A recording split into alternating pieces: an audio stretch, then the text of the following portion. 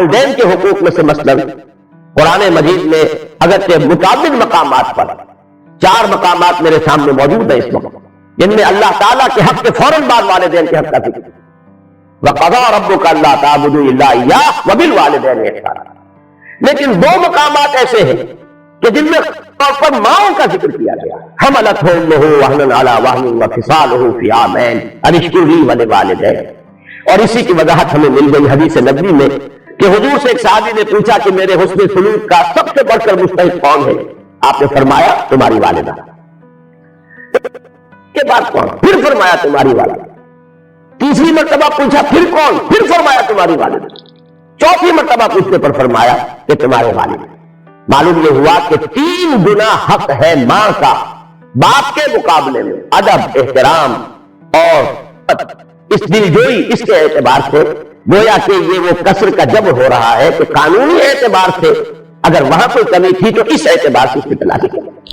یہی وجہ ہے کہ آپ دیکھتے ہیں کہ حدیث نبوی میں علیہ صاحب الصلاۃ والسلام باپ کے قدموں تلے جنت کا تذکرہ نہیں ہے۔ الجنت تحت اقدام الامہات، جنت جو ہے وہ ماؤں کے قدموں تلے ہے۔ اس کو بھی آپ اسی کے حوالے سے سمجھیں، یہ وہی توازن پیدا کیا جا رہا ہے۔ اسی توازن کی ایک اور شکل ہے کہ بیٹوں کی پرورش پر کسی اجر و ثواب کا کوئی خاص تذکرہ نہیں ہے۔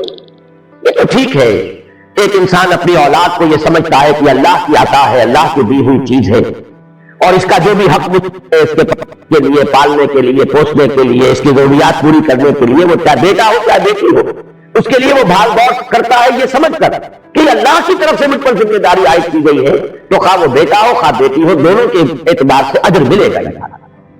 ویسے یہ کہ تبھی محبت کے تحت تو جانور بھی اپنے اولاد کی پرورش کرتے ہیں اور خبرگیری کچھ کرتے ہیں۔ انسان میں وہ اللہ تعالیٰ نے بہت ہی زیادہ مادہ رکھ دیا ہے، لیکن یہ ہے کہ اس میں اگر انسان یہ سمجھ کر کر رہا ہو کہ یہ در حقیقت اللہ کی عائد شدہ فرض ہے مجھ پر جو میں ادا کر رہا ہوں، یہ اللہ کی امانت ہے میرے پاس۔ یہی وجہ ہے کہ جو اولاد بچپن میں فوت ہو جاتی ہے، اس کی نماز جو آپ پڑھتے ہیں، دعائے جنازہ جو اس میں مانگتے ہیں، اس میں کیا ہے؟ اللہم اجعلہ لنا قرۃ واجعلہ لنا اجرا وذخرا واجعلہ لنا شافعا مشفعا۔ پروردگار یہ بچہ تو نے مجھے دیا تھا، میری امانت تھی، میں نے جتنا کی ہے پالا پوسا، ہم نے جو بھی اس پر مشقت جھیلی ہے، پروردگار تو اس کو ہمارے لیے آخرت میں ذخیرہ بنا دے، اجر کا ذریعہ بنا دے۔ معلوم یہ ہوا کہ چونکہ تیری شے سمجھ کر ہم نے یہ کام کیا۔ اگر کبھی محبت کے تحت ہو تو پھر تو اجر آپ اس کے پر کلیم کر ہی نہیں سکتے۔ تو اس اعتبار سے تو لڑکے اور لڑکی میں کوئی فرق نہیں ہے، لیکن یہ کہ آگے چل کر ساری احادیث کے اندر لڑکیوں کے پالنے پوسنے کے بارے میں ہے، کہیں کہ جس نے 2 بچیوں کو بھی بڑی دلی محبت پالا پوسا، فرمان چڑھایا، تعدیب اور تعلیم دی، اور وہ جوان ہوئی، دونوں اس کے لیے اوٹ بن جائیں گی قیامت کے دن کہ جہنم میں نہیں جانے دیں گے، ستر من النار، اوٹ اور پردہ بن جائیں گی جہنم میں۔ اور بعض روایات میں تو ایک بچی کے بارے میں بھی یہ موجود ہے۔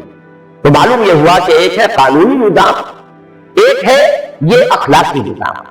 قانونی نظام میں وہ کیوں فرق رکھا گیا، وہ بھی بڑی ہی سیدھی سی بات ہے، منطقی سی بات ہے۔ اگر آدمی ضد پر بھٹائی پر نہ اتر آئے تو عقل سلیم اسے قبول کریں گے، اور وہ یہ ہے کہ کسی بھی ادارے کے 2 سربراہ بالکل مساوی اختیارات والے نہیں ہوتے۔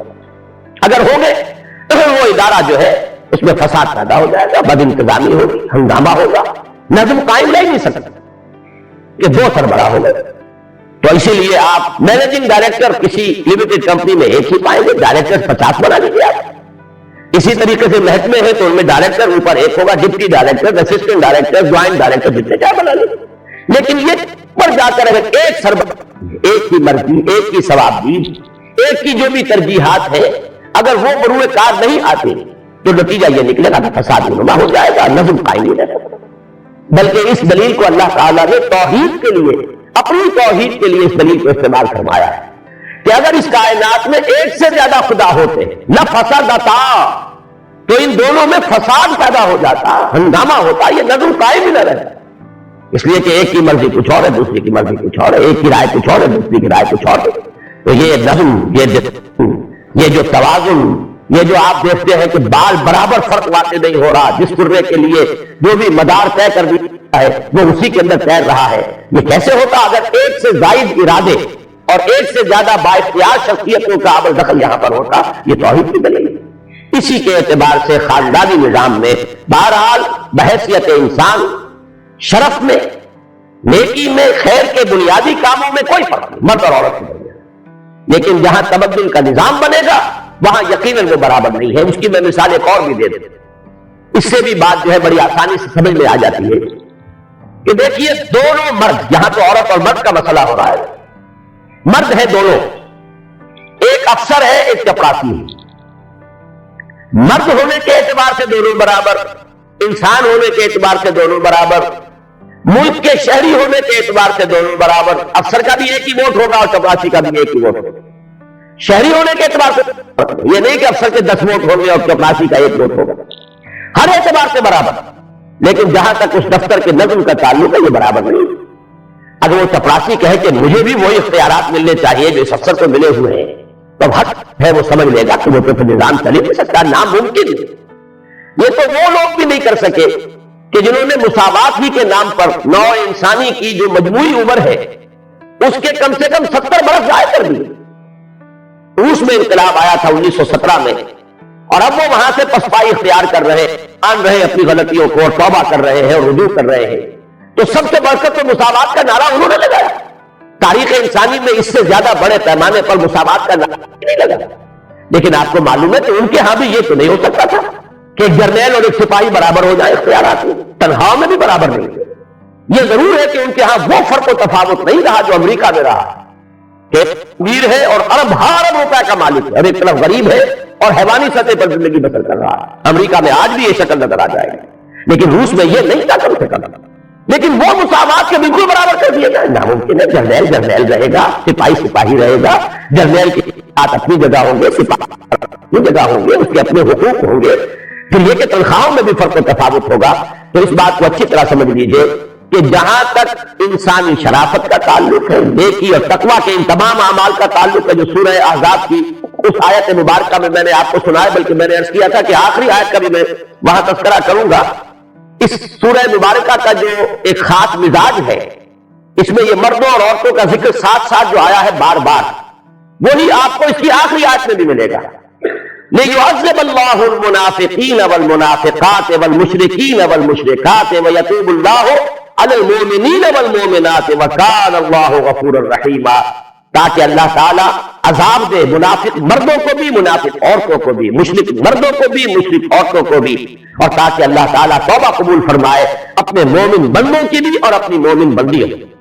تو معلوم یہ ہوا کہ یہ جو 2 صورتیں نوٹ کر لیجیے، سورہ نور اور سورہ احزاب، یہ معاشرتی نظام سے متعلق قرآن مجید میں جامع ترین صورتیں ہیں. انہی میں احکام ستر اور حجاب کے اس اعتبار سے ان کا ایک خصوصی مقام ہے. اور یہی وجہ ہے کہ آپ یہاں دیکھ رہے ہیں کہ اس طریقے سے تکرار کے ساتھ 10 اوصاف پہلے بیان کیے گئے اور اختتام پر بھی علیحدہ علیحدہ مومنین، مومنات، منافقین، منافقات، مشرکین، مشرکات. دوسری بات جو میں نے عرض کی کہ جہاں تک نظام کا اور تمدن کا تعلق ہے اس میں یہ برابر نہیں. ہمیں یہ بات کھل کر کہنا ہے، ہمیں کوئی اس میں حجاب نہیں ہونا چاہیے، اس لیے کہ یہ ہمارے دین کی تعلیمات ہے. ہمیں ان سے جو بھی بات سامنے آتی ہے اسے قبول کرنا چاہیے، دھڑلے کے ساتھ اس کا اعلان کرنا چاہیے، چاہے دنیا ہمیں دقیانوسی کرے.